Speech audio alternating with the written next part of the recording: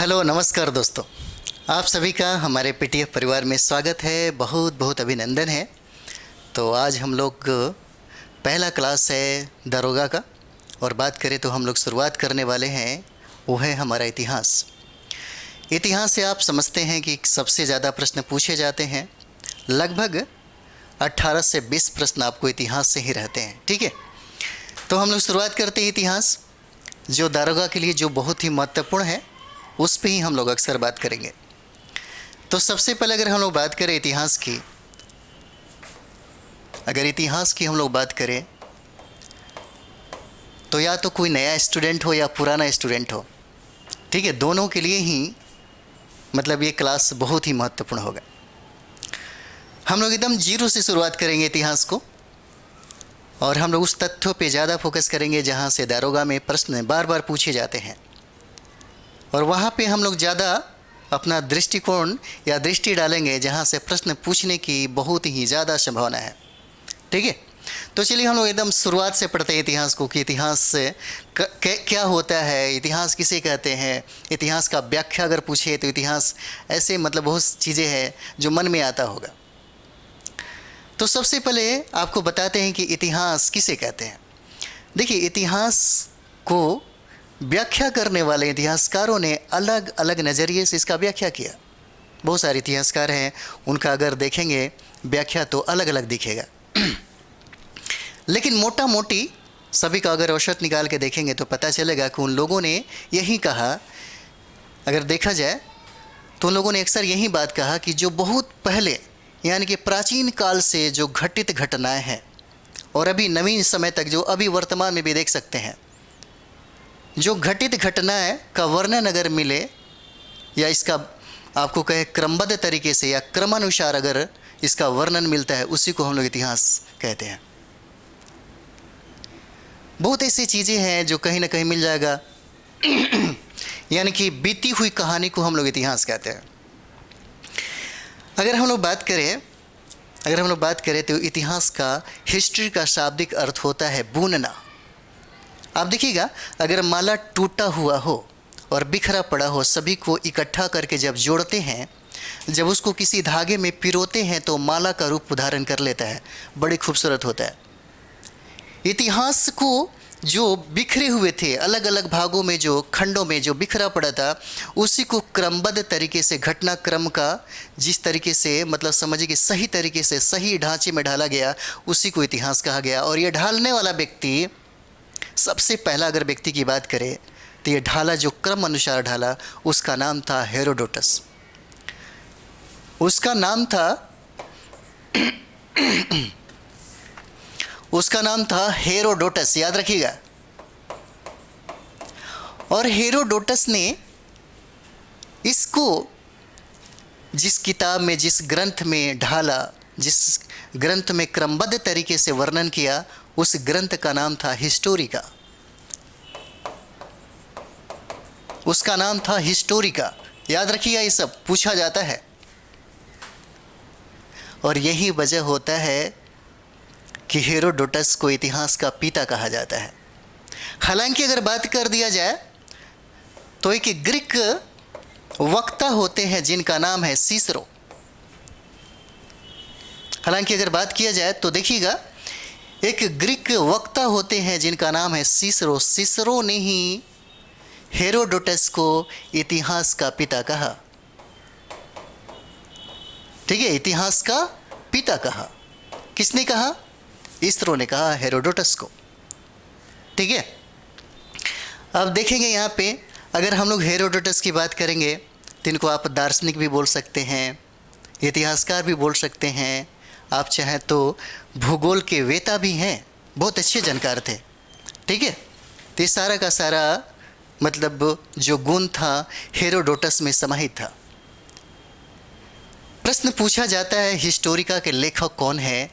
ठीक है, कहानी हम इतना सुना दिए, लेकिन प्रश्न आपको पूछा जाता है कि हिस्टोरिका के लेखक कौन है, तो हेरोडोटस हो जाते हैं।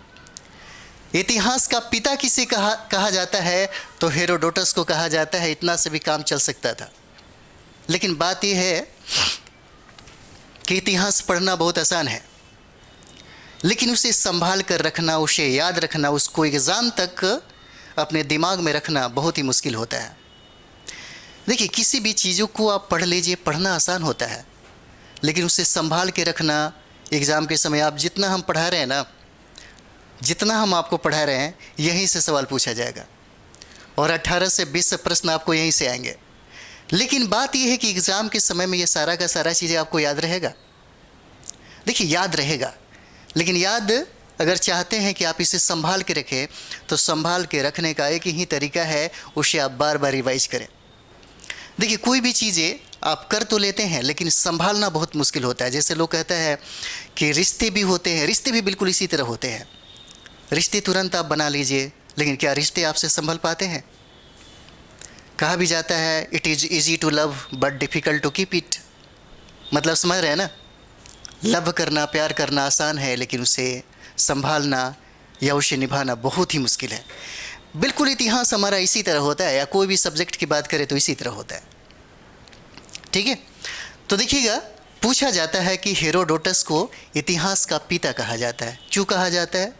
तो देखिएगा, बहुत सारी घटनाएं को, जो घटना थी उसको क्रमबद्ध तरीके से लिखने का काम हेरोडोटस ने किया, और ये लिखा एक ग्रंथ के रूप में, जिसका नाम था हिस्टोरिका।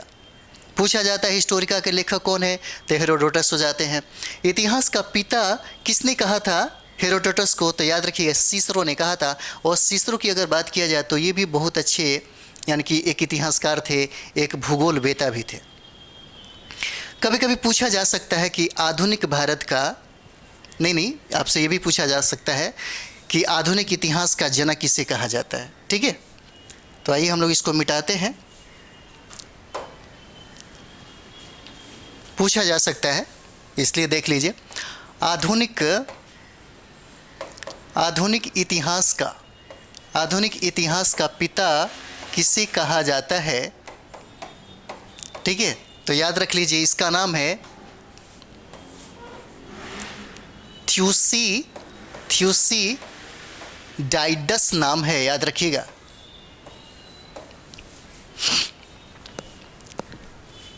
आधुनिक इतिहास का पिता पूछा जा सकता है। अगर अच्छा रहेगा कि अगर आप लोग नोट्स बनाते चलें, तो ये भी आपको काम आ जाएगा। ठीक है, ज़्यादा फ़ायदा हो जाएगा। तो हम लोग एकदम जीरो से शुरुआत कर रहे हैं इतिहास को। ठीक है, आज हम एक टॉपिक ज़रूर ख़त्म कर देंगे, ताकि आपको मतलब समझिए कि टाइम कम है और जल्दी से जल्दी आपका तैयारी हो जाए। तो आधुनिक इतिहास का पिता की अगर बात करें तो थ्यूसिडाइडस को बोला जाता है। ठीक है, अगर यहाँ पे बात करें तो ये एक ग्रीक इतिहासकार थे, याद रखिएगा, ये एक ग्रीक इतिहासकार थे। अगर हम लोग इनके बारे में अगर बात करें तो देखिएगा, ये ग्रीक शहर जो है ग्रीक शहर की अगर बात करें, जिसका नाम था हेलिकार्नस जो है, अब लिख देते हैं आपको, हेलिकार्नस जो है, हेलिकार्नस एक शहर है। ठीक है, हेलिकार्नस एक शहर है, और इसी शहर के ये भूगोलवेता थे। ठीक है, और यही वजह है कि थ्यूसिडाइडस को आधुनिक इतिहास का पिता कहा जाता है। ठीक है, बस इतना समझ जाइए, इससे ज़्यादा नहीं समझना है। ठीक है, अब हम लोग चलते हैं, इतिहास पढ़ते हैं। ठीक है, अब देखिएगा, हम लोग इतिहास पढ़ेंगे। अगर बात करें हम लोग के सिलेबस में अगर देखेंगे तो इतिहास हम लोग को पढ़ना है। तो इतिहास की अगर बात करें तो इतिहास को हम लोग 3 खंडों में बांट के देखते हैं। और ये मत सोचिए कि आधुनिक भारत से ही सबसे ज़्यादा सवाल पूछे जाते हैं। संतुलन करके अगर कोई भी आदमी पढ़ता है तो उसी का रिजल्ट आएगा। संतुलन ज़िंदगी जीने का सलीका सिखाता है। तो संतुलन से अगर सारे सब्जेक्ट को आप अच्छे से पढ़ते हैं तो आपका रिजल्ट 100% हो जाता है। 2-3 सब्जेक्ट है, उस पर ध्यान दीजिए, बाकी पे अगर ध्यान नहीं दीजिएगा तो आपका संतुलन बिगड़ सकता है, और संतुलन जैसे ही बिगड़ेगा आपका रिजल्ट नहीं होगा। इसलिए सारे सब्जेक्ट पे सौतेलापन व्यवहार नहीं करना चाहिए। ठीक है, किसी के साथ कर लीजिए, कोई बात नहीं, जैसे मैथ के साथ कर सकते हैं। ठीक है, मिसलेनियस कभी कभी ऐसा होता है कि नहीं पूछा, मतलब समझिए कि नहीं बन पाता है, तो उसके साथ कर सकते हैं। लेकिन बाकी के साथ आप करेंगे धोखा, तो फिर आपके साथ धोखा मिल जाएगा। ठीक है, तो चलिए हम लोग बात करते हैं इतिहास की। अगर बात करें तो हम लोग इसको 3 खंडों में बांट के देखेंगे, जहाँ से प्रश्न पूछे जाते हैं। एक हो जाता है प्राचीन भारत का इतिहास। देखिए बिल्कुल जीरो से शुरू कर रहे हैं, ठीक है, थोड़ा टाइम लगेगा लेकिन अच्छे तरीके से हो जाएगा। एक होता है आपका प्राचीन भारत का इतिहास, ठीक है, प्राचीन भारत का इतिहास। और दूसरा होता है आपका मध्यकालीन भारत का इतिहास हो जाता है। और तीसरा अगर बात करेंगे हम लोग तो यहाँ पे होता है आधुनिक भारत का इतिहास, ठीक है। तीसरा आपका होता है आधुनिक भारत का इतिहास। अगर हम लोग कालखंडों की बात कर दें यहाँ पे, जैसे प्राचीन भारत का जो इतिहास है इसके बारे में बात करें कि कब से कब तक पढ़ना है, तो देख लीजिएगा।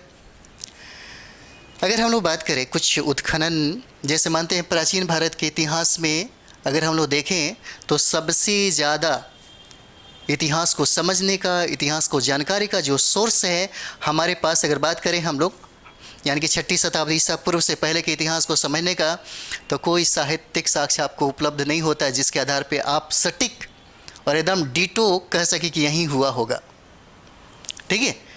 तो हमें सबसे ज़्यादा आश्रित रहना होगा पुरातात्विक साक्ष्यों पे, और पुरातात्विक साक्ष्यों के आधार पे ही प्राचीन भारत के इतिहास को लिखने की कोशिश की गई, ठीक है। तो देखिएगा प्राचीन भारत के इतिहास को अगर देखेंगे तो हम लोगों को लगभग 5 लाख ईसा पूर्व से पढ़ना है, या बोल सकते हैं 2.5 लाख ईसा पूर्व भी हो सकता है, 2.5 लाख ईसा पूर्व से भी पढ़ना है।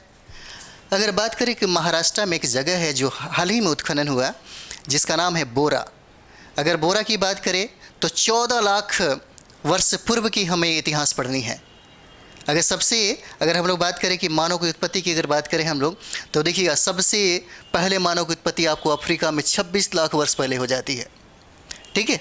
तो हमें यहाँ से अगर इतिहास की बात करें तो लगभग कभी कभी कुछ इतिहासकार ये बोलते हैं कि 1 लाख ईसा पूर्व से हमको पढ़ना है, लेकिन मोटा मोटी मान लीजिए कि 2.5 लाख ईसा पूर्व से आपको पढ़ना है, या 5 लाख ईसा पूर्व से पढ़ना है, या 1 लाख ईसा पूर्व से पढ़ना है। जहाँ से सवाल ना के बराबर होते हैं, अगर होते भी हैं तो समझिए कि आपको पहले से फैक्ट दे दिया रहता है, ठीक है। और कभी कभी प्रश्न पूछा ही नहीं जाता, अधिकतर सवाल पूछे जाते हैं। जैसे आपको पाषाण काल अगर पढ़ते हैं तो अधिकतर आपको सवाल यूपीएससी में या बीपीएससी में सवाल पूछे जाते हैं, दारोगा में इक्का दुक्का, लेकिन हो सकता है पूछा जा सके, ठीक है। तो हम आपको बताएंगे, जो फैक्ट बताएंगे वहीं से सवाल रहेंगे। तो यहाँ पे देखेंगे प्राचीन भारत के इतिहास देखेंगे तो 2.5 लाख, 1 लाख या 5 लाख ईसा पूर्व से अगर बात करें तो 712 ईस्वी तक आपको पढ़ना है, ठीक है। 712 ईस्वी तक आपको पढ़ना है। अब आपके दिमाग में चलता होगा कि ईसा पूर्व भी बोले और ईस्वी भी बोले, तो थोड़ा सा समझ जाइए ईसा पूर्व और ईस्वी में क्या अंतर है। तो देखिएगा अगर ईसा पूर्व की बात करें तो कहा जाता है कि ईसा मसीह का जो जन्म हुआ था, तो जन्म के पूर्व के काल को ईसा पूर्व कहा जाता है, ठीक है। और इसको बिफोर क्राइस्ट बोला जाता है, इसलिए बीसी लिखा जाता है, बिफोर क्राइस्ट, ठीक है। अब देखिएगा ईसा के बाद के काल को ईस्वी कहा जाता है, ठीक है। क्या कहा जाता है? ईस्वी कहा जाता है। और इसको क्या बोलते हैं? एडी बोला जाता है, ठीक है। क्या बोला जाता है? तो एडी बोला जाता है, याद रखिएगा, ठीक है। अब इस चीज़ को हम लोग आगे करें, इतना तो समझ में आ ही गया होगा। अब देखिएगा हम लोग आगे पढ़ते हैं। अब देखिए दूसरा हम लोग का है मध्यकालीन भारत का इतिहास। और मध्यकालीन भारत के इतिहास को अगर हम कालखंडों में बांटेंगे तो 712 से लेकर के हम लोग 1707 ईस्वी तक पढ़ेंगे, ठीक है। 1707 जो औरंगजेब की मृत्यु हो जाती है वहाँ तक मिडिवल इंडिया है, यहीं तक का काल माना जाता है, ठीक है। कब से कब लेकर के? तो 712 से 1707 तक। अब हम लोग पढ़ेंगे आधुनिक भारत का इतिहास। और आधुनिक भारत के इतिहास की अगर बात करें तो यहाँ पे देखिएगा ये 1707 से लेकर के 1947 तक या 1950 तक हम लोग पढ़ेंगे, ठीक है। और यही 3 इतिहास हम लोग को पढ़ना है। हालांकि देखा जाए तो 1-2 प्रश्न ज़्यादा पूछे जाते हैं किससे? आधुनिक भारत के इतिहास से। लेकिन अभी ये नहीं बोल सकते हैं कि कौन सा मतलब छोड़ दिया जाए, कौन सा नहीं पढ़ा जाए, या कौन सा सबसे ज़्यादा फोकस किया जाए, ठीक है। तो सब पे बराबर फोकस करिए, बराबर ध्यान देना ज़रूरी है, ठीक है। तो हम लोग शुरुआत करते हैं प्राचीन भारत का इतिहास, ठीक है। हम लोग प्राचीन भारत का इतिहास शुरू करेंगे, फिर मेडिवल इंडिया पढ़ेंगे, फिर उसके बाद मॉडर्न इंडिया हम लोग पढ़ेंगे। ठीक है, तो आइए हम लोग शुरुआत करते हैं। प्राचीन भारत के इतिहास को हम लोग देखेंगे। ठीक है, देखिएगा, प्राचीन भारत के इतिहास में हम लोग पाषाण काल को पढ़ेंगे। ठीक है, हम लोग पाषाण काल को पढ़ेंगे। और यहाँ से समझिएगा, पाषाण का अर्थ बताते हैं आपको। पाषाण का मतलब होता है पत्थर।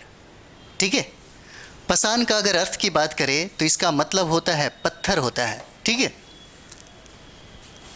और ये इतिहास शुरुआत नहीं हो रहा है, और यही वजह है कि ऐसे काल को प्री हिस्ट्री के नाम से जाना जाता है। प्री हिस्ट्री, हिस्ट्री नहीं, प्री हिस्ट्री। ठीक है, यानी कि प्रारंभिक जो आपका इतिहास है, क्योंकि ये सारा का सारा चीज़ें जो आपको जानकारी देता है वो सिर्फ डिपेंड है पुरातात्विक साक्ष्यों पे ही।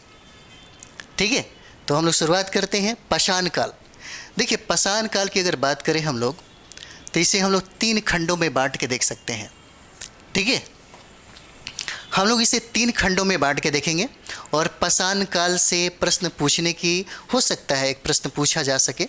अभी तक तो मतलब हमने देखा है प्रश्न को, इससे ज़्यादा प्रश्न नहीं रहे हैं, लेकिन फिर भी सिलेबस के अनुसार आप पढ़ लीजिए, हो सकता है कहीं प्रश्न पूछे जा सके। ठीक है, तो यहाँ से हम पाषाण काल से जितने भी आपको फैक्ट बताएंगे, यहीं से प्रश्न रहेगा। कोशिश रहेगा कि यहीं से ज़्यादा आपको पूछा जा सके। और जितने भी आप देखेंगे, बहुत सारा सवाल में मतलब समझिए कि आयोग के द्वारा पूछा गया जो क्वेश्चन है उसमें आपको मिल ही जाएंगे। ठीक है,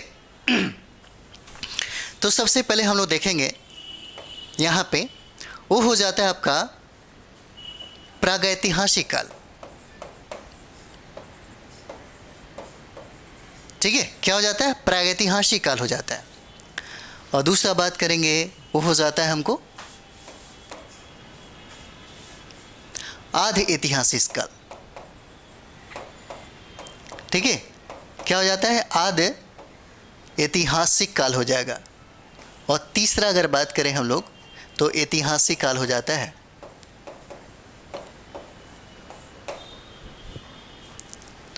अभी ये दिमाग में आता होगा कि प्रागैतिहासिक किसे बोलते हैं, आधे ऐतिहासिक किसे बोलते हैं, ऐतिहासिक किसे बोलते हैं। तो प्रागैतिहासिक की अगर बात किया जाए, प्रागैतिहासिक की अगर बात किया जाए, तो यहाँ पे देखिएगा इसको, जहाँ पे कोई लिखित साक्ष्य या लिपि ना मिला हो, यहाँ देखिएगा लिखित साक्ष्य, लिखित साक्ष्य जो है नहीं प्राप्त हुआ हो, नहीं प्राप्त हुआ हो। ठीक है, कहा जाता है जिस काल का कोई लिखित साक्ष्य नहीं मिलता हो उसे प्रागैतिहासिक काल कहा जाता है। ठीक है, क्या कहा जा रहा है? कहा जा रहा है कि लिखित साक्ष्य नहीं मिला उसको प्रागैतिहासिक काल कहा जाता है। और प्रागैतिहासिक काल में कौन सा काल आता है? पाषाण काल आता है, याद रखिएगा।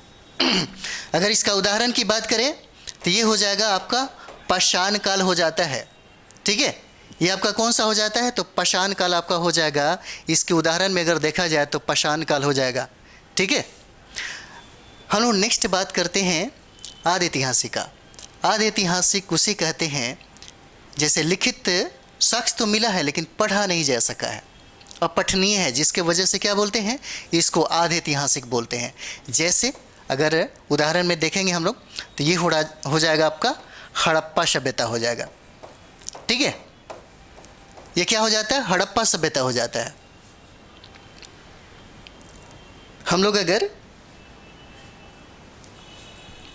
पाषाण काल को अगर पढ़ेंगे तो इसमें कुछ फैक्ट्स है जहाँ से बार बार प्रश्न पूछे जाते हैं, हम लोग फोकस करेंगे। ठीक है, उसके बाद हम लोग देखेंगे कि आधे ऐतिहासिक जो हड़प्पा सभ्यता कहा जाता है, यहाँ पे देखिएगा लिखित साक्ष्य जो है वो मिला तो है, लिपि मिला है, लेकिन उसे पढ़ा नहीं जा सका है। और यही वजह है कि इस काल को आधे ऐतिहासिक काल कहा जाता है। और एक ऐसा काल जहाँ पे लिखित साक्ष्य भी मिला है, लिपि भी मिला है और पढ़ा भी गया है, उसको ऐतिहासिक काल कहा जाता है। ठीक है, जैसे अशोक का अभिलेख कहा जा सकता है। उदाहरण में यहाँ पे लिख सकते हैं अशोक का अभिलेख, उदाहरण में आप लिख सकते हैं। ठीक है, यहाँ से मोटा मोटी चीज़ें आप समझ गए होंगे, बस समझने की चीज़ें हैं। ठीक है, प्रश्न कभी कभी पूछा भी जाता है, पूछा जा सकता है कि प्रागैतिहासिक काल किसे कहते हैं। तो प्रागैतिहासिक काल जो है उसको समझ जाइए, जिस काल का कोई लिखित साक्ष्य उपलब्ध नहीं है, जिस काल का कोई लिखित साक्ष्य उपलब्ध नहीं है उसको प्रागैतिहासिक काल कहते हैं। उदाहरण स्वरूप अगर बात कर दे तो पाषाण काल को कहा जाता है। यहाँ पे देखिए, यहाँ कहता है जिस काल का लिखित साक्ष्य तो है, जिस काल का लिखित साक्ष्य तो है लेकिन उसे पढ़ा नहीं जा सका है, उसको आद ऐतिहासिक काल कहते हैं। जैसे हड़प्पा सभ्यता कह सकते हैं, जैसे ताम्र पाषाण काल को भी आप कह सकते हैं, ठीक है। और वैसे अगर हम लोग तीसरा अगर बात करें यहाँ पे तो जिस काल का यहाँ पे देखेंगे, जिस काल का लिखित साक्ष्य भी है और पढ़ा भी गया है उसको क्या बोलते हैं, ऐतिहासिक काल कहा जाता है। जैसे उदाहरण स्वरूप देखेंगे तो अशोक का अभिलेख हो जाता है, ठीक है। तो चलो इतना भी समझ गए आप। अगला हम लोग पढ़ते हैं, अगला हम लोग देखेंगे वो हो जाता है हम लोग का पाषाण काल। पाषाण काल हो जाता है। देखिए पाषाण काल को भी हम लोग 3 खंडों में बांट के देखेंगे, ठीक है। शुरुआत तो यहाँ से मानी कि हो ही गया आपका इतिहास का शुरुआत। हम स्टोरी नहीं बता रहे हैं, आपको फैक्ट बता रहे हैं, टाइम नहीं है। तो यहाँ पे देखेंगे इसे हम लोग बोलते हैं पूरा पाषाण काल। पहला की अगर बात करें तो देखिए इसको बोलते हैं पूरा पाषाण काल बोला जाता है, ठीक है। और दूसरा की बात करें तो यहाँ पे मध्य पाषाण काल हो जाता है, ठीक है, मध्य पाषाण काल हो जाता है। और तीसरा की बात करें तो यहाँ पे नौ पाषाण काल हो जाता है, ठीक है। एक बार अच्छे से समझिए, समझ में आ जाएगा आपको। पूरा पाषाण काल, मध्य पाषाण काल, नौ पाषाण काल हो गया, ठीक है। अब यहाँ पे देखेंगे थोड़ा सा इसको खंडों में अगर हम लोग बांट भी दें यहाँ पे, तो देखिएगा यहाँ पे अगर बात करें हम लोग, यहाँ पे अगर इसकी अगर हम लोग बात कर दें तो देखिएगा पूरा पाषाण काल को अगर खंडों में हम लोग बांट के देखेंगे तो यहाँ पे देखिएगा इसकी कालखंड को अगर हम लोग देखें तो 5 लाख BC से 5 लाख BC से आप चाहें तो 10,000 BC जो है 10,000 जो BC है इसमें आप रख सकते हैं, ठीक है। थोड़ा सा काल समझते जाइए, प्रश्न पूछा नहीं जाता है, ठीक है, प्रश्न पूछा नहीं जाता लेकिन समझने की बात है।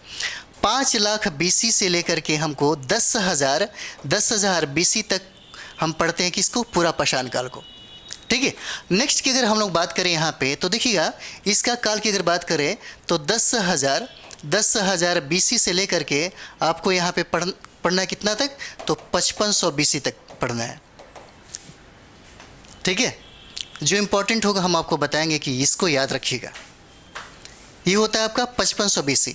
अगर हम लोग तीसरा नौ पाषाण काल की बात करें तो यहाँ पे देखिएगा 5500 BC से लेकर के हमको 3000 BC तक पढ़ना है, यानी कि इसका कालखंड हो जाता है, इसका काल यही निर्धारित किया गया है। पूरा पाषाण काल, मध्य पाषाण काल, नौ पाषाण काल।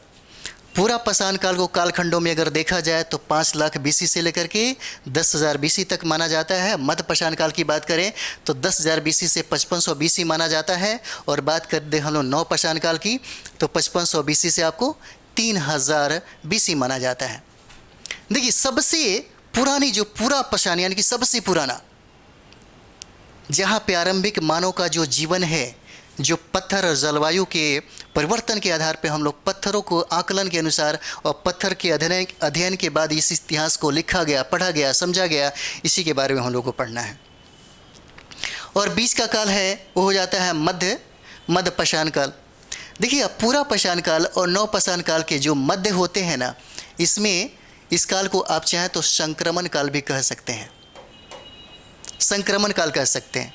और देखिए संक्रमण काल का मतलब पता है क्या होता है, जैसे मैं आपको समझा रहा हूँ, जैसे मानते हैं कि कोई लड़की बिहार से हो, झारखंड से हो या उत्तर प्रदेश से हो, अगर वो दिल्ली जाती है यूपीएससी तैयारी करने के लिए तो कुछ मौलिकता वो अपने क्षेत्र से लेकर के जाती है। और वहाँ जाने के बाद कुछ आधुनिक जो आप देखिए मेट्रो सिटी जो शहर है उसकी कुछ मौलिकता को जब हासिल करती है तो दोनों का जो मिला जुला रूप होता है उसी को क्या बोलते हैं, संक्रमण बोलते हैं। जैसे समझिए एक हमारे जो फ्रेंड थे वो डीएसपी बने थे तो उसने पार्टी दिया था, तो पार्टी दिया तो बिहार की लड़कियां भी थी और दिल्ली की कुछ लड़कियां भी थी।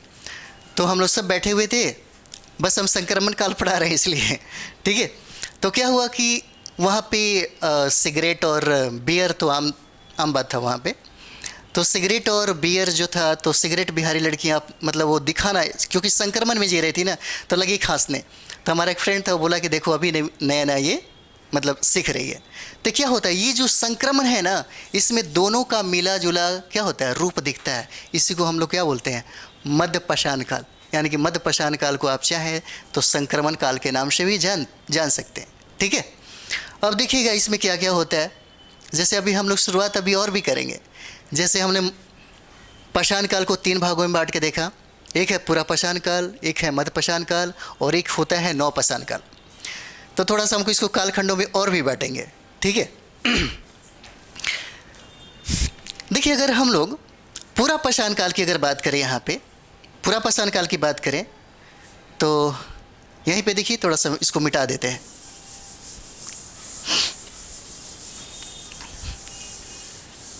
क्या इंपॉर्टेंट है, क्या याद रखना चाहिए, हम बता रहे हैं, ठीक है।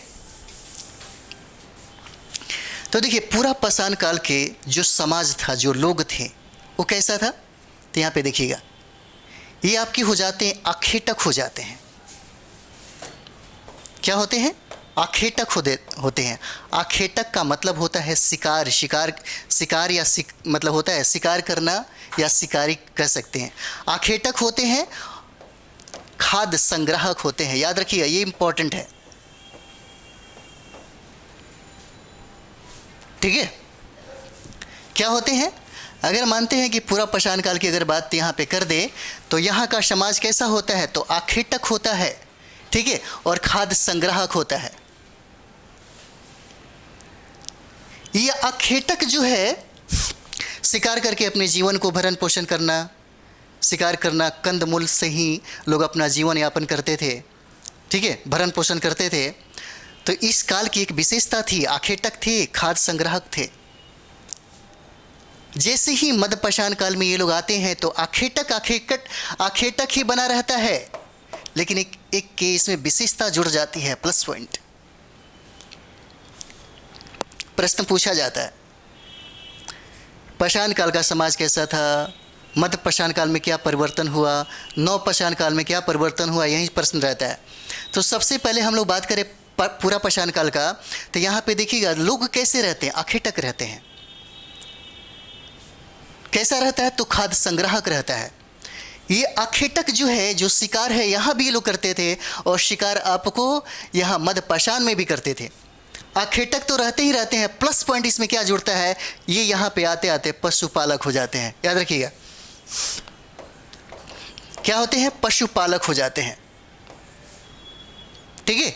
यहाँ पे हम लोगों ने क्या क्या देखा, यहाँ पे हम लोगों ने देखा कि आखेटक रहते हैं। पहला आखेटक हो जाते हैं, खाद्य संग्राहक हो जाते हैं, और दूसरा में हम लोग आखेटक तो था ही था, उसके बाद पशुपालक हो जाता है, और तीसरा की अगर बात करें तो देखिएगा यहाँ पे खाद्य उत्पादक हो जाते हैं। खाद्य क्या होते हैं, उत्पादक हो जाते हैं। अगर आप एनसीईआरटी पढ़े होंगे तो आपको समझ में आ जाएगा। अगर आप एनसीईआरटी पढ़े होंगे, ठीक है, तो आपको समझ में आ जाएगा। तो ये देखिएगा, पाषाण काल को हम लोगों ने 3 खंडों में बांट के देखा, पूरा पाषाण काल, मध्य पाषाण काल और नव पाषाण काल, ठीक है। तो हम लोगों ने कालखंडों में भी देखा, 5 लाख से 10,000 हम लोगों ने देखा, 10,000 से 5500 देखे, और 5500 से 3000 हम लोग बीसी इसमें देखें। जो सबसे महत्वपूर्ण है, पूछा जा सकता है कि पूरा पाषाण काल का समाज कैसा था, तो आखेटक था, खाद्य जिसको संग्राहक बोला जाता है। अगर मध्य पाषाण काल की बात करें तो आखेटक तो होता ही होता है। ये जो मौलिकता है, ये जो है, ये विशेषता जो है, इसके साथ यहाँ पे जुड़ी हुई आ जाती है। लेकिन प्लस पॉइंट इसमें क्या जुड़ता है कि यहाँ पे आते आते ये पशुपालक हो जाते हैं। और तीसरा हम लोग बात करें नव पाषाण काल की, तो ये हो जाते हैं कौन सा, खाद्य उत्पादक हो जाते हैं। याद रखिएगा, ठीक है। अब देखिएगा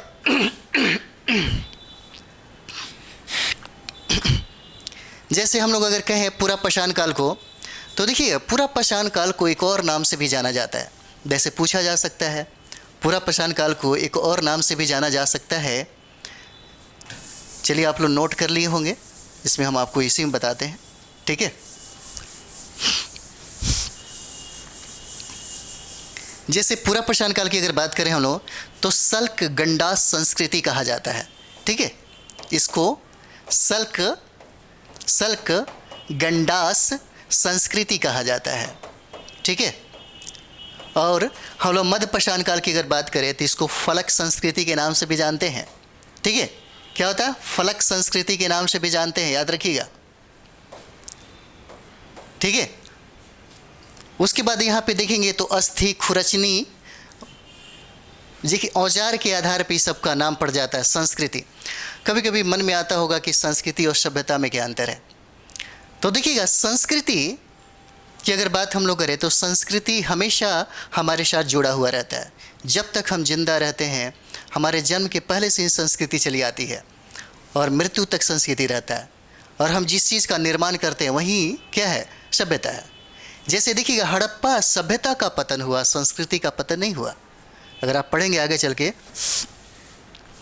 तो आपको लिखा हुआ मिलेगा कि हड़प्पा सभ्यता का पतन होता है, संस्कृति का कभी पतन नहीं होता। ठीक है, तो आप समझ गए होंगे ये सारा चीज़ें। तो चलिए हम लोग आगे देखते हैं। आगे देखिएगा, हम इसी अगर हम लोग यहाँ पे देखेंगे तो इसी को हम लोग एक बार बांट के देखते हैं। ठीक है, तो यहाँ पे देखिएगा, अगर हम लोग पूरा पाषाण काल को एक बार देख ही लीजिए, फिर कहिएगा कि आगे तक नहीं पढ़ा है। तो पूरा पाषाण काल को अगर हम लोग बांट के देखेंगे तो इसको भी हम लोग 3 भागों में बांटेंगे। ठीक है, इसको भी हम लोग क्या करेंगे? 3 भागों में बांटेंगे। तो क्या क्या हो जाएगा? तो यहाँ पे देखिएगा, ये हो जाता है आपका हो जाएगा निम्न पूरा पाषाण काल। ठीक है, एक हो जाता है निम्न पूरा पाषाण काल, उसके बाद हो जाएगा मध्य पूरा पाषाण काल। ठीक है, मध्य पूरा पाषाण काल हो जाएगा, और तीसरा हो जाता है वो हो जाएगा उच्च पूरा पाषाण काल। ठीक है, तीसरा क्या हो जाता है? उच्च पूरा पाषाण काल हो जाएगा, उच्च पूरा पाषाण काल हो जाता है। देख लीजिए, एक हो जाएगा आपका निम्न पूरा पाषाण काल हो जाएगा, और दूसरा की अगर बात करें तो मध्य पूरा पाषाण काल हो जाता है, और तीसरा की बात करें तो उच्च पूरा पाषाण काल हो जाता है।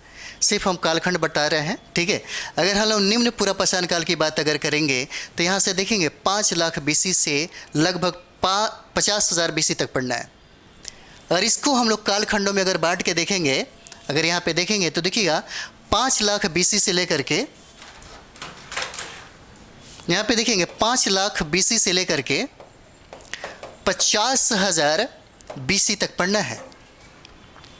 ठीक है, नेक्स्ट हम लोग बात करते हैं मध्य पूरा पाषाण काल की। तो मध्य पूरा पाषाण काल का अगर हम लोग यहाँ पे देखेंगे काल, तो 50,000 BC से 40,000 BC को तक रखा गया है। कब से कब तक? तो देखिए 50,000 BC से लेकर के 40,000 BC तक इस कालखंड को रखा गया है। ठीक है, नेक्स्ट हम लोग बात करते हैं उच्च पूरा पाषाण काल का। तो नेक्स्ट जो उच्च पूरा पाषाण काल है, इसको हम लोग देखेंगे 40,000 BC से 10,000 BC तक रखा गया है। तो 40,000 BC से 10,000 BC तक इसको रखा गया। ठीक है, इतना तो समझ में आ गया आपको। और यही वजह है कि देखिएगा, ये सिर्फ पूरा पाषाण काल को हम लोग बांटे हैं, 3 कालखंडों में बांट करके हम लोगों ने देखा।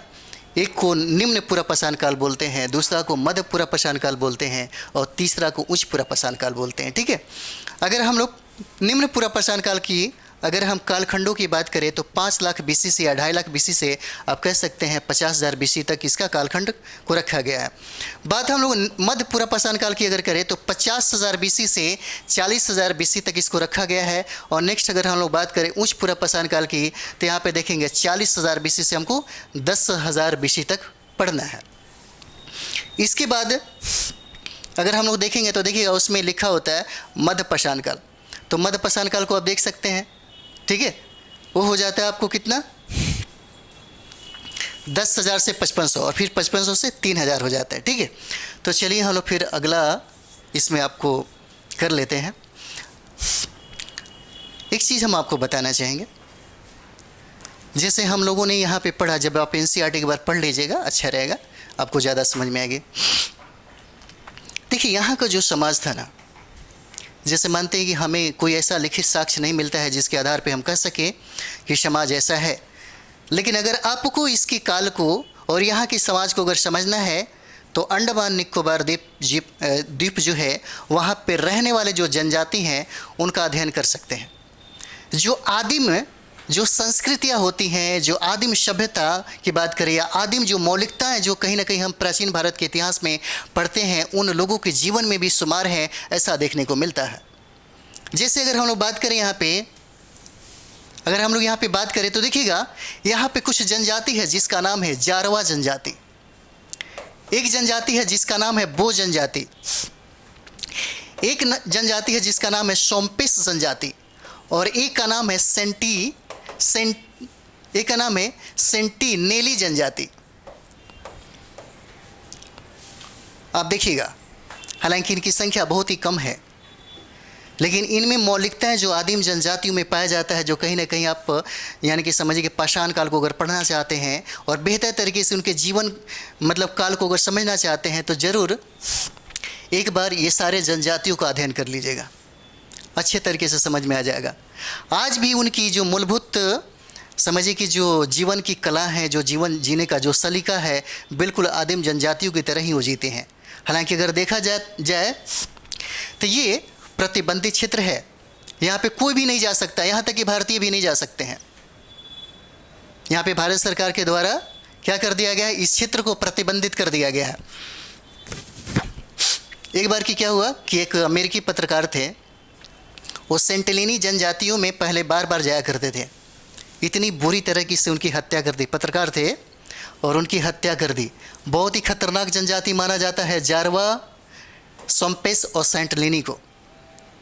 आप पढ़े होंगे पेपर में, न्यूज़पेपर में पढ़े होंगे, यहाँ पे कोई भी नहीं जा सकता, ठीक है।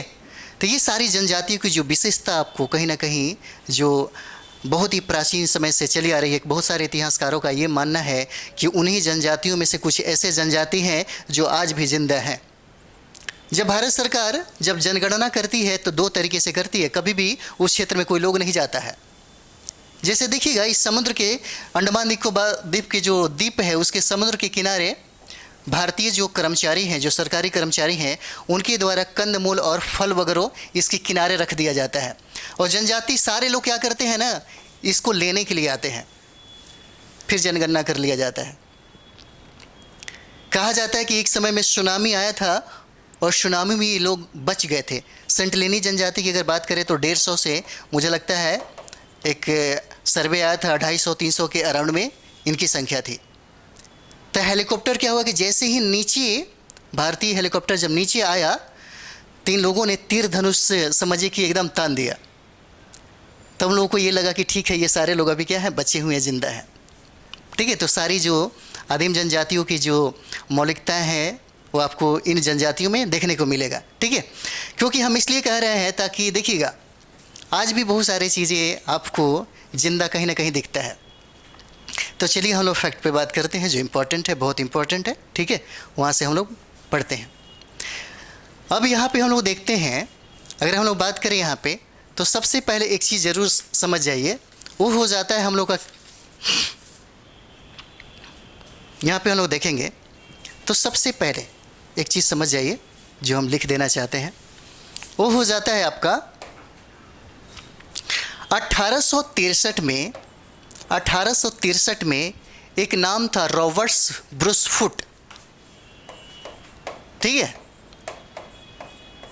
रॉबर्ट ब्रूसफुट नाम रहता है इनका। कब? तो 1863 की बात है, ठीक है।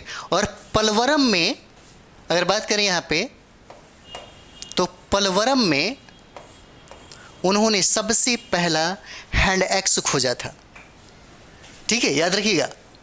1863 की अगर बात करें तो ये मद्रास के पास जो है पलवरम, ये बात करें हम लोग मद्रास के पास जो है पलवरम, ठीक है, वहीं से रॉबर्ट ब्रूसफुट ने क्या खोजा था, तो ये देखिए हैंड एक्स खोजा था, ठीक है, याद रखिए हैंड एक्स खोजा था। और ये भारत का पहला हैंड एक्स होता है जिसको इसने क्या किया था, खोजा था। पूछा जा सकता है, आपसे पूछा जा सकता है। और बात करें यहाँ पे तो उत्तर प्रदेश के पीसीएस में सवाल पूछा गया है, ठीक है।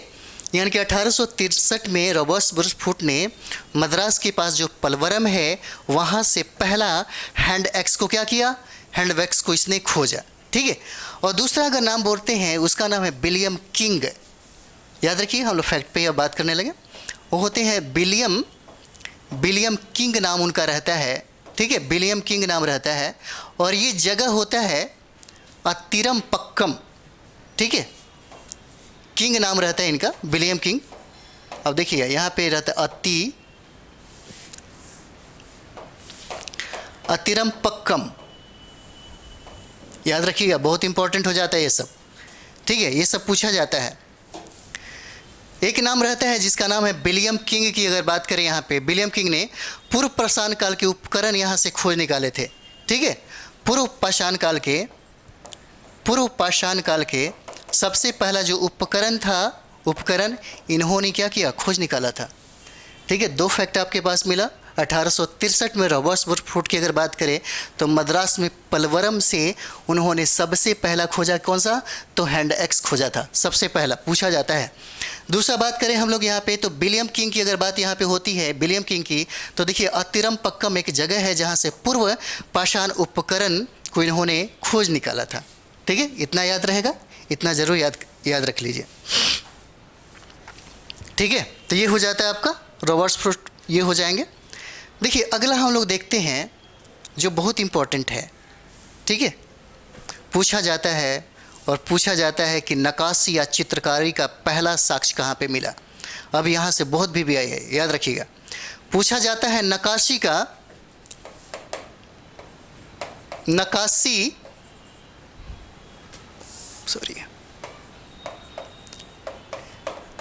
या चित्रकारी का पहला साक्ष्य। ठीक है, पहला साक्ष्य बहुत बार सवाल पूछा गया, तो पहला साक्ष्य पूछता है, पहला साक्ष्य कहाँ पे मिला है। ठीक है, पहला सवाल ये पूछा जा सकता है, क्योंकि देखिए पीसीएस में अधिकतर ये सवाल पूछे जाते हैं। नक्काशी का या चित्रकारी का अगर बात करें तो पहला साक्ष्य कहाँ से मिलता है, तो याद रखिएगा ये भीमबेटका हो जाता है। कौन सा जगह होता है, तो देखिए ये हो जाता है आपका भीमबेटका। ठीक है, और भीमबेटका की अगर बात करें तो भीमबेटका कहाँ पे है, तो भीमबेटका देखिए ये आपको भोपाल के पास है। भोपाल के पास कहाँ पे, तो मध्य प्रदेश में। ये भी सवाल पूछे जा सकते हैं कि भीमबेटका का वर्तमान में कहाँ पे है। ठीक है, नक्काशी और चित्रकारी का जो पहला साक्ष्य है आपको कहाँ मिलता है, तो याद रखिएगा ये भीमबेटका में आपको प्राप्त होता है, भीमबेटका से प्राप्त होता है। और ये कहाँ पे है, तो भोपाल और मध्य प्रदेश में है। ठीक है, ये भोपाल के पास है जो मध्य प्रदेश में स्थित है। ठीक है, पूछा जा सकता है, बताइए अगर यहाँ पे हम लोग बात करें, अगर इसको देखेंगे तो देखिएगा लगभग, अगर इसकी बात करते हैं लगभग 1 लाख ईसा पूर्व की ये मतलब समझिए कि साक्ष्य मिलता है।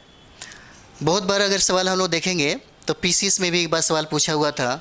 और बात करें हम लोग तो बिहार में आयोजित होने वाले या उत्तर प्रदेश या भारत में आयोजित होने वाले जितने भी एग्ज़ाम हैं उसके लिए बहुत इंपॉर्टेंट हो जाता है। पूछा जा सकता है कि पहला चित्रकारी का साक्ष्य बताइए कहाँ से मिलता है, तो पहला चित्रकारी का साक्ष्य क्या हो जाएगा, भीमबेटका हो जाएगा, जो भोपाल के पास में मिला है। पूछा जा सकता है भीमबेटका कहाँ पे है, तो मध्य प्रदेश हो जाता है। कहाँ पे हो जाएगा, तो मध्य प्रदेश हो जाएगा। आपसे पूछा जा सकता है कि पशुपालन का प्राचीनतम साक्ष्य, पहला साक्ष्य कहाँ पे मिलता है। ठीक है, तो दूसरा फैक्ट है, इसको याद करिए या लिखते चलिए। पशुपालन का प्राचीनतम साक्ष्य। ठीक है, प्राचीनतम साक्ष्य पूछा जा सकता है कहाँ से मिला है, तो याद रखिए क्या हो जाएगा, आदमगढ़ और बागौर हो जाता है। ठीक है, याद रखिए आदमगढ़ और बागौर से मिलता है किसका, तो पशुपालन का जो पहला साक्ष्य है, जो प्राचीनतम साक्ष्य है, प्राचीनतम साक्ष्य की अगर बात करें तो ये देखिएगा आदमगढ़ हो जाता है, आदमगढ़ हो जाएगा। ठीक है, और दूसरा अगर आदमगढ़ की अगर बात करें तो ये देखिएगा मध्य प्रदेश में है। पूछा जा सकता है कि आदमगढ़ कहाँ पे है, तो मध्य प्रदेश हो जाता है। और दूसरा अगर बात करें तो ये देखिए बागौर हो जाता है। कहाँ पे, बागौर हो जाता है। बागौर कहाँ पे है, तो राजस्थान में। याद रखिएगा, ये बहुत इंपॉर्टेंट है आपके लिए। ठीक है। पूछा जा सकता है कि पशुपालन का प्राचीनतम साक्ष्य कहाँ से प्राप्त होता है, तो 2 स्थान जरूर याद रखिएगा। एक हो जाता है आपका आदमगढ़, और आदमगढ़ पूछा जा सकता है कि आदमगढ़ किस राज्य में है, तो आपका ये मध्य प्रदेश हो जाएगा। दूसरा जो साक्ष्य मिलता है आपको पशुपालन का, वो हो जाता है बागौर, और बागौर पूछा जा सकता है कहाँ पे स्थित है, तो ये राजस्थान हो जाता है। याद रखिए, बहुत इंपॉर्टेंट है। ठीक है, अब हम लोग डायरेक्ट सिर्फ वहीं बात करेंगे जहाँ से सवाल पूछे जाएंगे।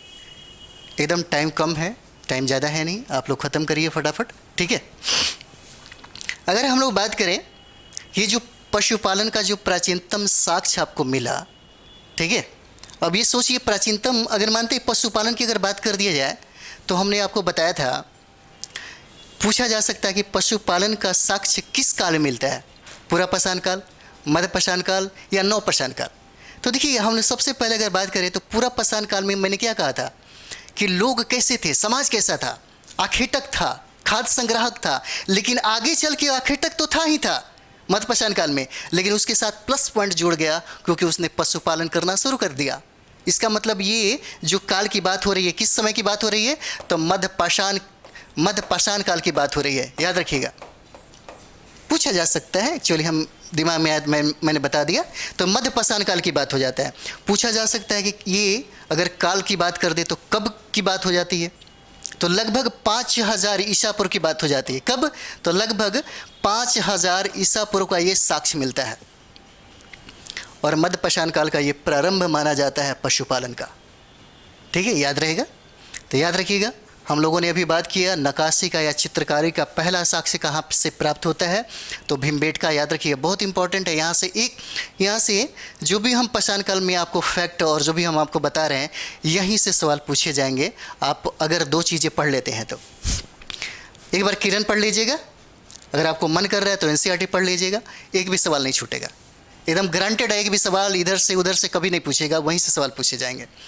ठीक है, एनसीईआरटी पढ़ लीजिए, और उसके बाद बनाना हो तो बना लीजिएगा, आपको सारे के सारे सवाल उससे मिलेंगे। जैसे घटना चक्र का जब इतिहास आप बना रहे हैं ना, तो जो प्री हिस्ट्री है आप बना के देखिएगा। ठीक है, बहुत सारे जो यहाँ से आपको मतलब हम बता रहे हैं उससे मिलेंगे ही मिलेंगे। ठीक है, जितने भी सवाल पूछे जाएंगे और पूछने की जो संभावना है आपको यहीं से मिलेगा। तो हम लोगों ने क्या किया अभी तक देखिएगा, नक्काशी का प्राचीनतम साक्ष्य हम लोगों ने देखा, पशुपालन का ये जो देखे हम लोगों ने साक्ष्य देखा।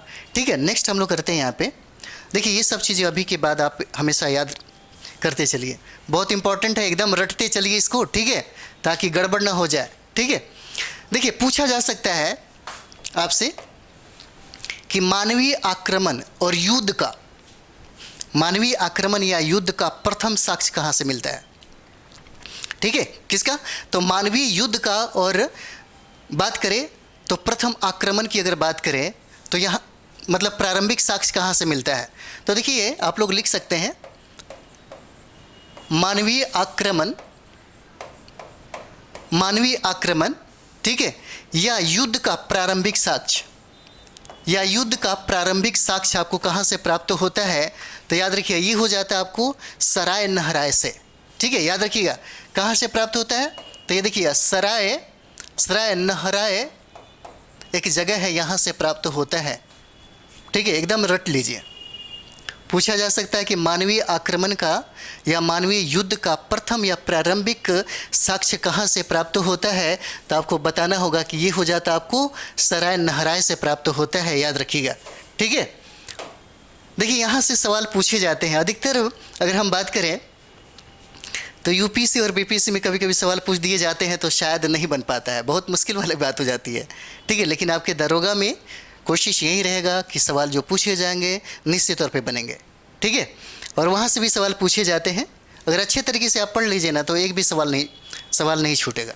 ठीक है, तो ये हो जाता है कि मानवीय आक्रमण या युद्ध का पहला साक्ष्य अगर बात करें हम लोग, तो ये आपको मिलता है कहाँ से, सराय नहराय से ये प्राप्त होता है। ठीक है, अगला सवाल हम लोग देखेंगे यहीं पे। अगला देखिएगा, देखिए पूछा जा सकता है कि वृक्षारोपण का पहला, विश्व का पहला साक्ष्य बताइए जहाँ पे वृक्षारोपण हुआ है। वृक्षारोपण का पहला साक्ष्य बताइए कहाँ से प्राप्त हुआ है। ठीक है, तो ये देखिए वृक्षारोपण की अगर बात करें हम लोग, वृक्षारोपण की, वृक्षारोपण का पहला साक्ष्य, ठीक है, पहला साक्ष्य कहता है कि पहला साक्ष्य कहाँ से प्राप्त होता है। तो याद रखिएगा, अगर इसका बात करें हम लोग तो देखिए ये नरवा हो जाता है, गोविंदगढ़ हो जाएगा, गोविंदगढ़ हो जाता है, नरवा गोविंदगढ़ हो जाएगा, और लेखवा हो जाता है, लेखवा से प्राप्त हुआ है। ठीक है, ये देखिए नरवा जगह हो जाता है, नरवा गोविंदगढ़ और लेखवा हो जाता है। और यहाँ पे बात करिए तो सारे के सारे ये आपको राजस्थान में है। ठीक है, देखिए राजस्थान में आज भले वहाँ पे थार जो मरुस्थल है, एक समय की अगर बात करें तो बहुत ही हरा भरा जगह था, पेड़ पौधे, बहुत ही उपजाऊ जगह था, पशुपालन क्षेत्र था। ठीक है, भले वर्तमान में हम लोग देखते हैं तो ये बिल्कुल मरुस्थल दिखता है, एक समय में बहुत ही हरा भरा था। ठीक है, तो ये जो जगह है, जो वृक्षारोपण का जो पहला साक्ष्य है, विश्व का पहला साक्ष्य, वृक्षारोपण का पहला आरंभिक या विश्व का पहला साक्ष्य की अगर बात कर दे तो ये राजस्थान से प्राप्त होता है। जो जगह है नरवा, गोविंदगढ़ और लेखवा से प्राप्त होता है, याद रखिएगा। पूछा जा सकता है कि विश्व का पहला वृक्षारोपण का साक्ष्य बताइए कहाँ से प्राप्त होता है, तो क्या हो जाएगा, तो ये देखिए नरवा हो जाएगा, गोविंदगढ़ हो जाएगा और लेखवा हो जाता है। ये सारे के सारे जो साइट है कहाँ पे स्थित है, तो राजस्थान में होते हैं, याद रखिएगा। ठीक है, अगला सवाल हम लोग देखते हैं, अगला देखिएगा।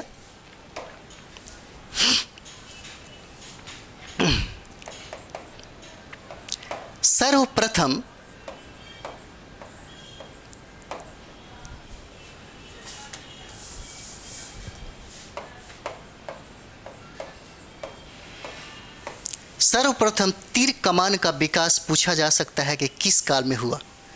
सर्वप्रथम तीर कमान का अगर विकास पूछे, सर्वप्रथम तीर कमान का सबसे पहले विकास कब हुआ था, तो याद रखिएगा मध्यपाषाण काल में होता है। इसका कहाँ पे होता है, तो मध्यपाषाण काल में। ये सारा का सारा जो फैक्ट है ज़रूर याद कर लीजिएगा। ठीक है, और रिवाइज करते चलिए, बहुत सारा आपको फ़ायदा हो जाता है। जब आप सेट बनाएंगे, जब आपको पाषाण काल से जितने भी सवाल पूछे जाएंगे इसी से रहेगा, इसलिए एक बार याद रख लीजिए, आपको बहुत फ़ायदा होगा।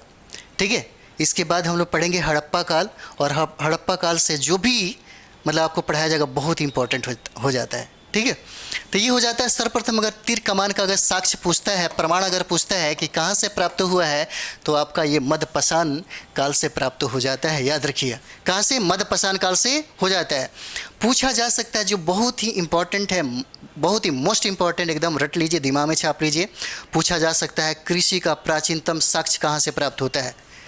ठीक है, पूछा जा सकता है कि कृषि का जो प्राचीनतम साक्ष्य है, प्राचीनतम साक्ष्य कहाँ से प्राप्त होता है। ठीक है, तो ये देखिए ये आपका मेहरगढ़ हो जाता है, याद रखिएगा मेहरगढ़ से प्राप्त होता है, बहुत इंपॉर्टेंट है, इसको याद रख लीजिए, बहुत इंपॉर्टेंट हो जाता है आपका, बहुत ही बीबीआई है। जो फैक्ट लिखवा रहे हैं उसको एकदम याद कर लीजिए, रट जाइए, हमारे साथ ही कम से कम एक बार पढ़ लीजिए। कृषि का प्राचीनतम साक्ष्य आपको कहाँ से मिलता है, तो मेहरगढ़ से पूछता है। अगर पूछ दे कि मेहरगढ़ कहाँ पे है, तो याद रखिए ये बलूचिस्तान में पड़ेगा। ठीक है, कहाँ पे, तो बलूचिस्तान का क्षेत्र है, वहीं पे पड़ता है। ठीक है, सर्वप्रथम तीर कमान का जो साक्ष्य, जो प्रमाण मिला, वो आपको मध्यपाषाण काल से मिलता है। ठीक है, पूछा जाएगा कि पशुपालन का पहला साक्ष्य बताइए कहाँ से प्राप्त होता है, तो आदमगढ़ बागौर हो जाता है। पूछ दिया कि कृषि का प्राचीनतम साक्ष्य बताइए, तो कृषि का प्राचीनतम साक्ष्य कहाँ पे मिलता है, तो मेहरगढ़ से होता है। याद रखिए कहाँ से, तो मेहरगढ़ की बात करें तो कहाँ पे है, तो ये बलूचिस्तान में हो जाता है। ठीक है, याद रहेगा। तो कृषि का जो प्राचीनतम साक्ष्य आपको कहाँ से मिलता है, तो मेहरगढ़ से मिलता है। अब याद रखिएगा यहाँ से गेहूं, ठीक है, और जौ अगर बात कर ले हम लोगों, तो गेहूं का 3 किस्म और जौ का जो 2 किस्म जो नस्ल होता है वो यहाँ से प्राप्त होता है। पूछा जा सकता है कृषि का प्राचीनतम साक्ष्य आपको मेहरगढ़ से प्राप्त होता है, तो कृषि का देखिए गेहूं का 3 किस्म होता है और जौ का जो 2 किस्म होता है आपको कहाँ से प्राप्त होता है, तो मेहरगढ़ से प्राप्त होता है। याद रखिएगा। ठीक है, इतना याद रहेगा। मुझे लगता है कि आप लोगों को याद हो गया होगा।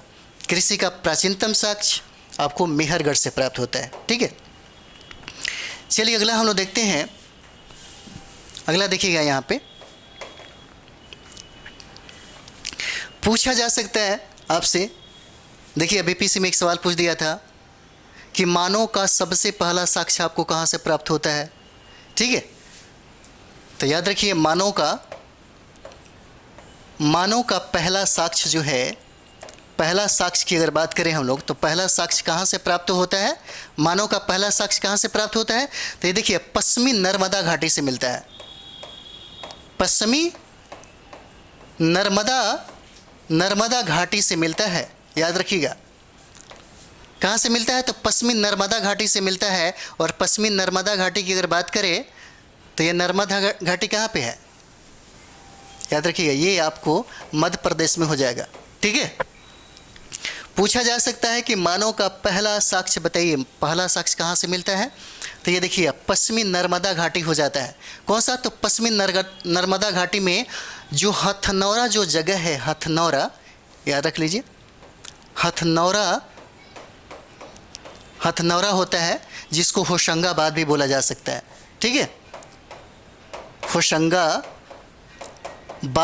ठीक है, होशंगाबाद की बात करें, यहीं से यह क्या होता है, प्राप्त होता है। ठीक है, यानी कि मानव का जो पहला साक्ष्य आपको हथनौरा या होशंगाबाद से जो प्राप्त होता है, जो पश्चिमी नर्मदा घाटी में स्थित ये मिलता है। पूछा जा सकता है कि बताइए मानव का पहला साक्ष्य कहाँ से मिलता है, तो याद रखिएगा आपको हथनौरा होशंगाबाद भी दे सकता है। ठीक है, या पश्चिमी नर्मदा घाटी भी दे सकता है आपको। ये पश्चिमी नर्मदा घाटी की बात करें तो मध्य प्रदेश में हो जाता है, याद रखिएगा।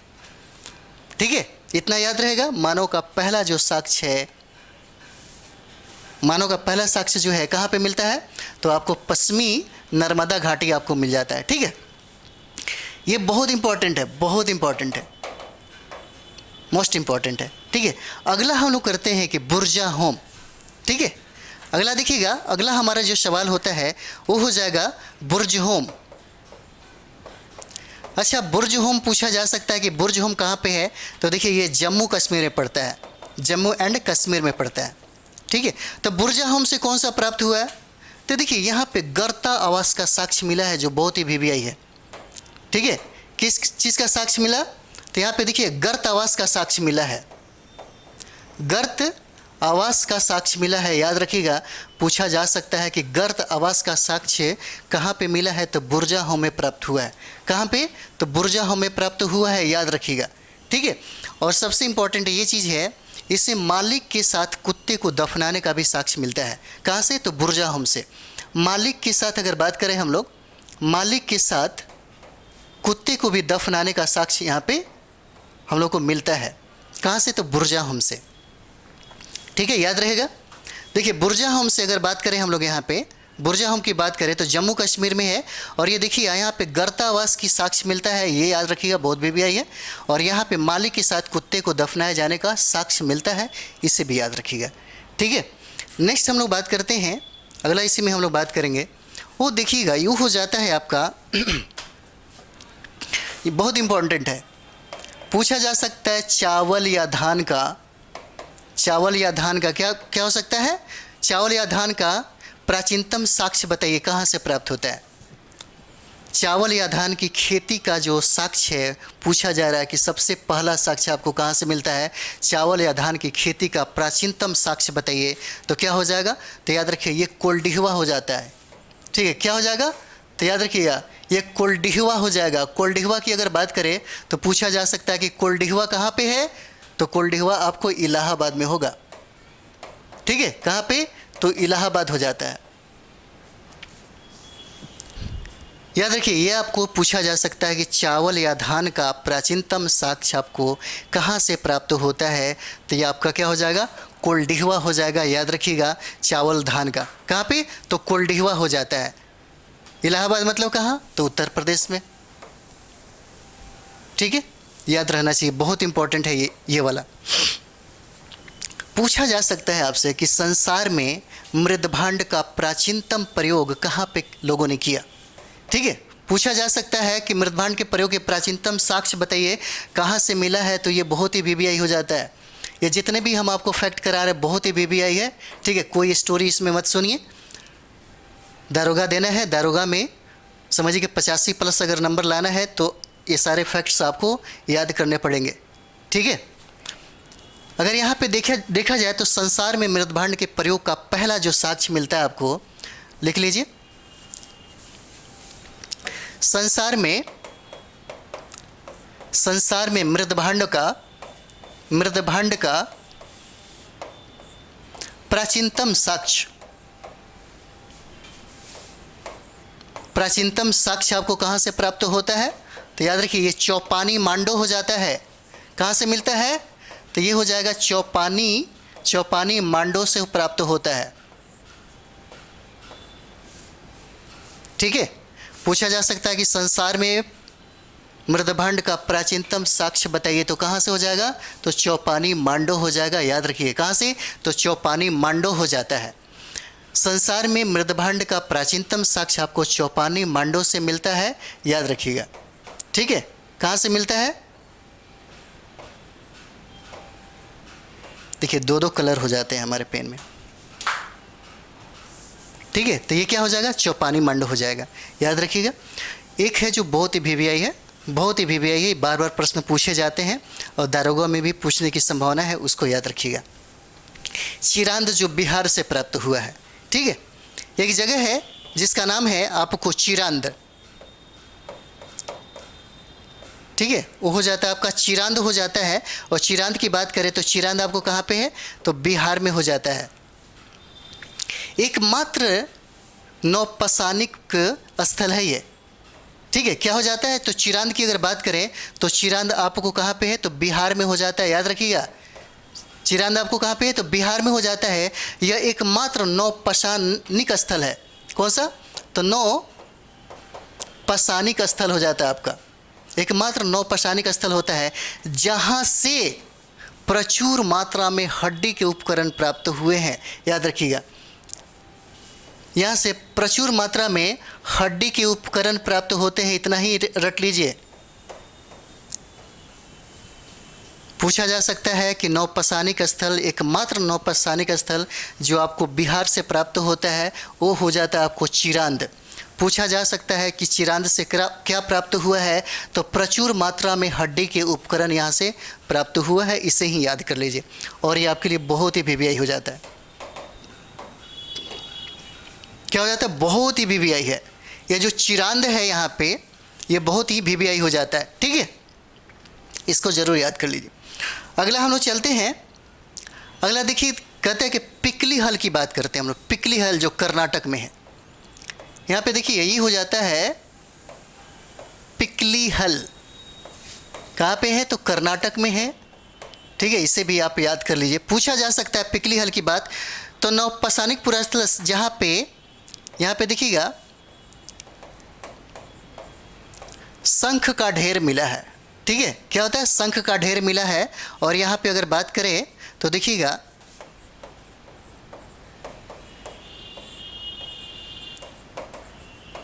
निवास स्थान का साक्ष्य मिला है, याद रखिए। यही सब चीज़ें पूछा जाता है।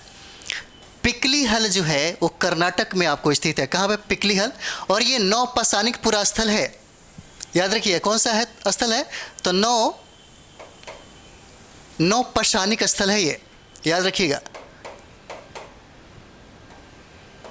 ये नौपसानिक स्थल हो जाता है। पूछा जा सकता है कि शंख का ढेर कहाँ से प्राप्त हुआ है, तो पिकली हल से प्राप्त होता है, याद रखिएगा। कहाँ से, तो पिकली हल से प्राप्त होता है। पूछा जा सकता है कि निवास का स्थान बताइए कहाँ से प्राप्त होता है, और शंख का ढेर दोनों का दोनों साक्ष्य प्राप्त होता है कहाँ से, तो पिकली हल से प्राप्त होता है। पिकली हल से पूछा जा सकता है कि पिकली हल कहाँ पे है, तो कर्नाटक हो जाएगा। और ये जो पिकली हल है कौन सा स्थल है, तो नौपसानिक स्थल हो जाएगा, ये भी याद रखिएगा, ठीक है, याद रहेगा। एक और भी हम लोग फैक्ट देख लेते हैं। देखिए, पूरा पाषाण काल के मनुष्य की अगर बात करें तो मुख्यतः निग्रिटो जो है, निग्रिटो जाति के थे। अगर बात करें हम लोग यहाँ पे, तो ये हो जाता है निग्रिटो, ठीक है। निग्रिटो ये जाति के ज़्यादा माने जाते हैं। मुख्यतः अगर बात करें तो पुरापाषाण काल के जो लोग थे निग्रिटो जाति के अधिकतर थे। मुख्यतः अगर बात करें यहाँ पे तो निग्रिटो जाति के मुख्यतः ये लोग पाए जाते हैं। कौन सा? तो पुरापाषाणिक लोग। पूछा जा सकता है कि पुरापाषाणिक लोगों की संख्या सर्वाधिक किस में है? तो निग्रिटो जाति में सर्वाधिक आपको देखने को मिला है। ठीक है। पूछा जा सकता है कि सर्वप्रथम कुत्ते को पालतू कब बनाया गया? तो देखिएगा, ये जो पाषाण काल की बात है, इसी में आपको सबसे पहले कुत्ते को पालतू बनाया गया है। याद रखिएगा, सबसे पहले कुत्ते को पालतू कब बनाया गया? इसी के काल में हुआ था। कुत्ते को सबसे पहले सर्वप्रथम पालतू बनाया गया। ठीक है, याद रखिएगा। तो पिकलीहल जो कर्नाटक में अवस्थित है, याद रखिए, शंख का ढेर मिला है, निवास स्थान मिला है। और पुरापाषाण काल की अगर बात करें यहाँ पे हम लोग, तो मुख्यतः जो जाति है यहाँ पे निग्रिटो जाति के हो जाते हैं। और उन लोगों ने सबसे पहले कुत्ते को क्या बनाया? सबसे पहले उन्होंने पालतू अपना जानवर बनाया था। ठीक है। और बात करें यहाँ पे तो मानव ने सर्वप्रथम तांबे का प्रयोग किया। पूछा जा सकता है आपसे। ठीक है, सर्वप्रथम तांबे का प्रयोग उन्होंने किया था। सर्वप्रथम तांबे का प्रयोग किया। ठीक है, आप लोग लिख लीजिए, सर्वप्रथम तांबे का प्रयोग किया यहाँ के मानव ने। ठीक है। अगर बात करें यहाँ पे हम लोग तो आग का आविष्कार पुरापाषाण काल में हुआ था। अगर आग की आविष्कार की बात करें यहाँ पे तो पुरापाषाण काल में हुआ था। याद रखिएगा। ठीक है, पुरापाषाण काल में आपको आग का आविष्कार होता है। ठीक है, याद रखिएगा। इतने फैक्ट्स जो है कम नहीं है, बहुत है। और बात करें हम लोग तो पाषाण काल में, जो पाषाण काल है, यहीं से प्रश्न पूछे जाएंगे। अभी भी हम आपको बताते हैं, अगर आप यहाँ पे 2 किताब को अगर आप पढ़ लीजिए या एक ही किताब को पढ़ लीजिए तो उससे भी आपका काम चल जाएगा। किरण को ज़रूर पढ़िएगा, किरण गाइड पढ़ लीजिए। और घटना चक्र जो है आज का टॉपिक ज़रूर पढ़ लीजिएगा। किरण से मेरे साथ चलिए। ठीक है, अगर आपको ये 1275 में एक सीट चाहिए तो आप मेरे साथ चलिए। ठीक है, हम अपना स्पीड धीरे धीरे बढ़ा लेंगे। ठीक है, आपका भी स्पीड बढ़ जाएगा। और अगर हम 1 घंटा 2 घंटा पढ़ाते हैं तो कम से कम 8 घंटा आप पढ़िए, तब जा कर के आपसे दरोगा निकल जाएगा और कोई नहीं रोकेगा। एक सीट आपका कंफर्म होगा निश्चित तौर पे।